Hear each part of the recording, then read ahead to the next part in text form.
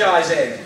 I knew the urgent care centre was popular, but I didn't realise it was this popular. I think we've sent our message to the PCT, so the meeting's over. But seriously, thank you for being here. Thank you for those of you who have to stand to be here. The 5 years that I was your MP before the last general election was not the happiest for members of Parliament. As you may recall, we had a few problems with our expenses. But one of the things I was most proud of, that I could point to as being a great success, was joining with you, from whatever political party you come from, and campaigning for that urgent care centre down the road. An urgent care centre that has been hugely popular. An urgent care centre that is oversubscribed, 500 people a week using that facility, sometimes more. And like you, I believe success should be rewarded. The PCT should build on success. But then we heard just a few weeks ago that urgent care centre that we value so much, that is part of our community, is to be scaled back and possibly even closed. Well, I don't think that's acceptable.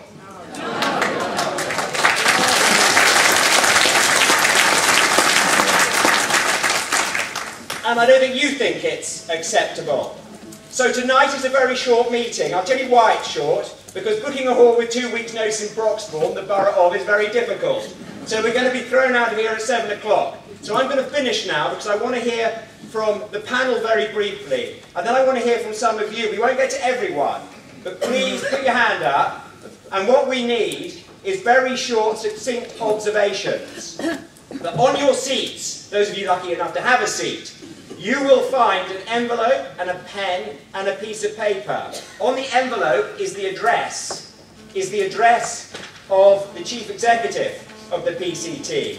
You've got to go and write to her. Send her a letter telling her what the urgent care centre means to you. And on your way out, we'll give you a stamp. Now, we've undercatered, so I'm going to put this address on my website as well, because 300 of you are asking me, well, where's my pen? Where's my letter? Where's my stamp? But thank you for being here. I'm now going to pass you over to Gary Matthews for a couple of minutes, who is the editor of The Mercury, who were behind our original campaign, and a newspaper that's an important part of our local community. Gary. Thanks, Charles.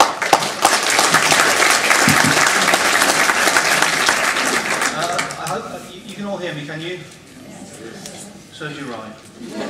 Now, the story about the closure of the urgent care centres in both Cheshunt and Hertford, mustn't we get Hertford in this equation, which the Mercury actually broke the story on February 24th, generated one of the most furious reactions I've ever known from our readers.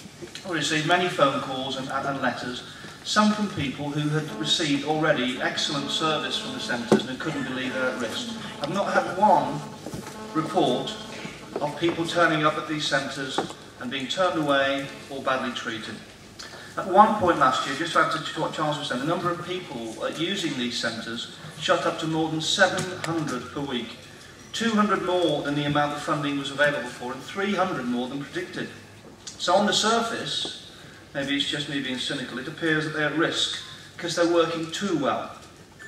If people are not using them properly, could it be the words urgent care centre may suggest something other than the purpose they're designed for?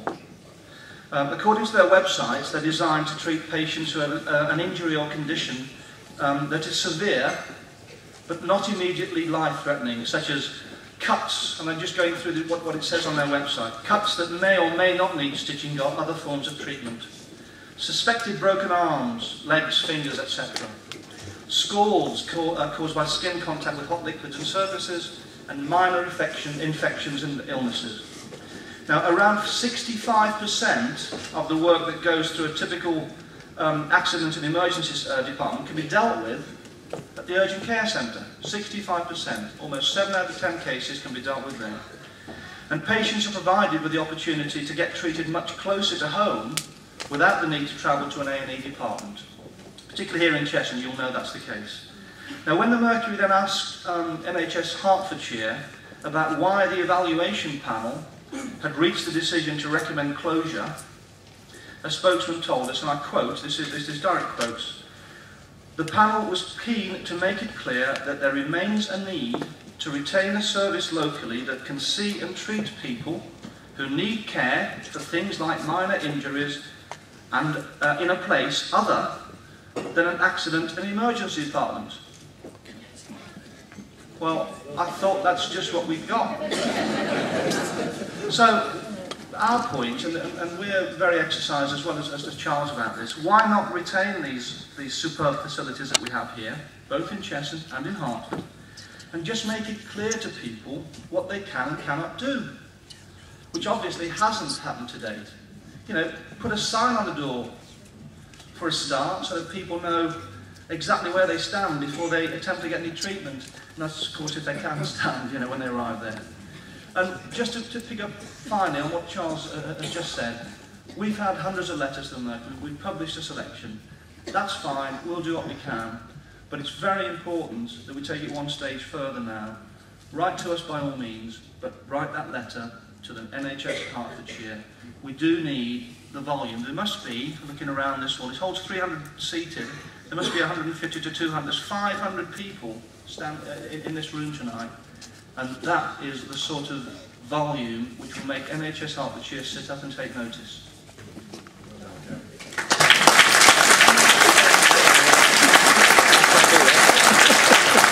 I'd like to call Mike Watson, leader of the Labour Group on Broxbourne Council, to say a few words. Mike. Thanks very much, Charles. I just want to, I'm not going to go on for too long because Charles Gay just made the arguments perfectly for why we should have an urgent care centre. But I just want to start, if I could, by saying well done to Charles for getting so many people here tonight. We have our obvious disagreements at times, but for all of that, we know that, and I've always known that he puts his constituents first in everything that he does. And I think tonight is another example of the powerful force that he can be.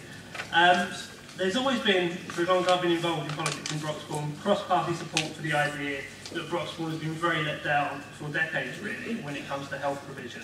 We're very much a poor partner of Hertfordshire. And as well as being leader of the opposition, I have the great privilege of representing Waltham Cross on Broxbourne Council. And my residents make great use of the urgent care centre. And when I speak to them, it's clear that the urgent care centre has been a significant difference in answering some of that historic poor health provision. I've never heard a resident say to me a bad story about the urgent care centre. I've only ever heard good about it. So in many respects, the very idea that it would now be closed out, now be limited in its service because too many people are using it and then having too positive an experience about it, the experience when using it, is in many respects the worst example of bureaucracy and the worst example of government gone mad. The fact that there's so many people here tonight, and the fact that all of my residents, and I'm sure every other council resident, all of Charles' constituents, as you already said, are so fully behind what the urgent care centre provides, is a clear demonstration to the PCT that it's a much valued service within our borough. And I'm happy to come here tonight and make it clear that this is an issue that isn't about divisions, it isn't about national politics, it isn't about anything other than being about what's best for our community. And I'm happy to offer my support to this meeting. I'm pleased to see so many people here. And let's hope that the PCT actually listen and make changes as a result of the fact that this is clearly a very much loved service within our community. Well done, Mike. Thank you very much. Before we come to the leader of the council, we're going to have our very own health campaigning superstar, Ivy Beard.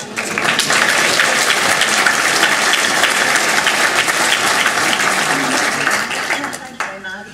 I'd just like to say that I am a member of the Safe Chase Farm group, and I consider we need both the major accident and emergency facilities at Chase Farm and the existing Cheshunt Urgent Care Centre in the community to alleviate the pressure put on our hospital waiting times.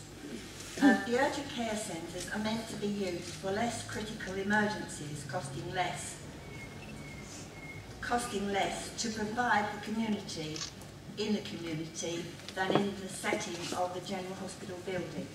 The facts are, at the end of the one-year pilot scheme, it is claimed by the Primary Care Trust the centre has been used incorrectly. The centre was not meant to treat minor illnesses which a GP could treat, and there were a few cases of critical conditions where patients should have attended the major accident and emergency department of a general hospital. More people have used the facility than expected or costed for, putting it under threat of closure. I would like to know what you think. Thank you. Well done,